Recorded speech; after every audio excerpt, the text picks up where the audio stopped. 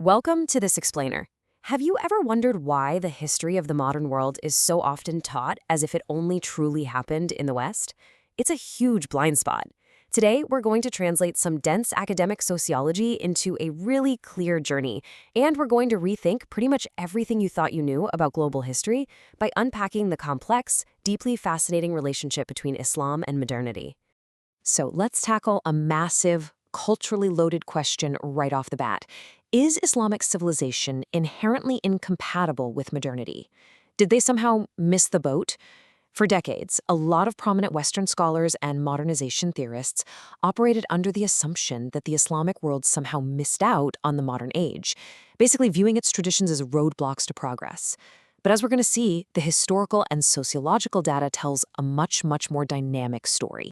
Here is our roadmap for today. We're going to cover 1, the modernity myth, 2, rethinking tradition, 3, power and Islamic institutions, 4, the rise of political modernity, and finally, 5, modern Islamic politics. Let's just jump right in. Section 1, the modernity myth. We are looking at the inherently flawed question of what went wrong. Okay, so the absolutely crucial point to understand here is that being modern doesn't just mean looking exactly like Western Europe. For a long time, the dominant narrative assumed there was only one correct path to modernization: total secularization and a centralized state. But sociologists today, like Shmuel and Eisenstadt, use this fantastic concept called multiple modernities. This basically means modernity isn't a singular one-size-fits-all destination. Instead, it unfolds in these overlapping, culturally specific ways, adapting to completely different civilizational structures over time. To really wrap our heads around this, we need to compare the Western concept of religion with the Islamic concept of deen. You see, in the post-Enlightenment West, religion kind of evolved into a privatized sphere, something often strictly separated from civic life and state power. But deen is much broader. It weaves the spiritual directly into the everyday social fabric. It's this open partnership between humans and God that isn't functionally streamlined just to benefit a state. And honestly, this difference is exactly what caused Western observers to misinterpret Islamic social structures as uniquely backward rather than just uniquely structured. Moving on to Section 2, rethinking tradition, specifically the Axial Age and the Ummah. To truly get this, we have to look back at the Axial Age. This was a massive, epic historical shift where civilizations began to separate sheer, mundane political power from transcendent moral accountability. Suddenly, rulers weren't just powerful just 'cause. They were accountable to a higher, transcendent truth. This promoted real human agency and the pursuit of the common good. And Islam, as a civilization, represents a powerful synthesis of these Axial Age breakthroughs, building a society where the everyday commoner actually matters. And that breakthrough brings us directly to the Ummah, the global Muslim community. The Ummah represents the triumph of the commoner over pre-existing tribal, sectarian, and segmented allegiances. Think about it. It's an incredibly modern concept for its time, a universal community based on shared belief and moral accountability, rather than just geography or bloodlines. All right, Section 3, power and Islamic institutions. Let's look at structuring pre-modern society. How exactly did this civilization actively manage wealth, law, and power long before the modern nation-state ever existed? Well, before anyone ever dreamed up the modern state bureaucracy, empires ran on something called patrimonialism. This is basically a system where authority flows straight through the ruler's personal household, their kinship networks, and patronage. But, and here's where it gets really fascinating, Islamic societies balance this absolute top-down rule with highly organized, decentralized civic institutions. Think of it like a giant ecosystem of civic life.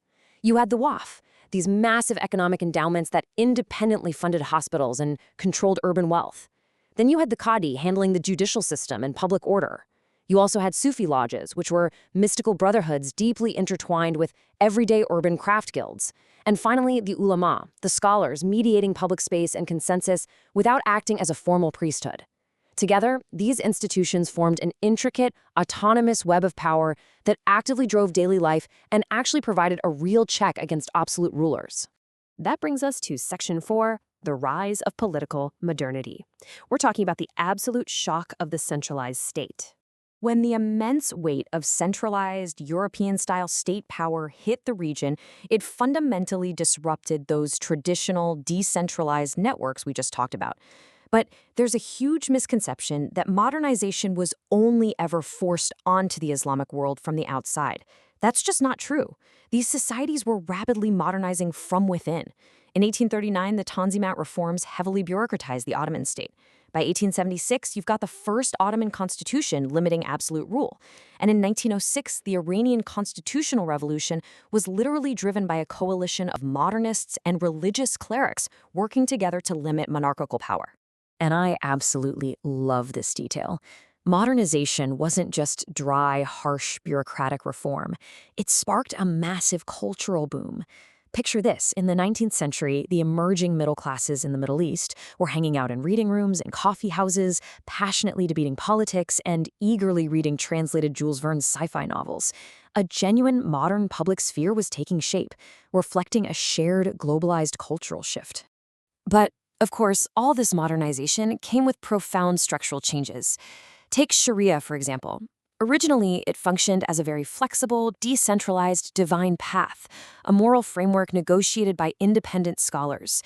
But as these new nation-states consolidated their power, they actually took this flexible tradition and codified it into rigid, modern legal statutes just to serve the state's interests.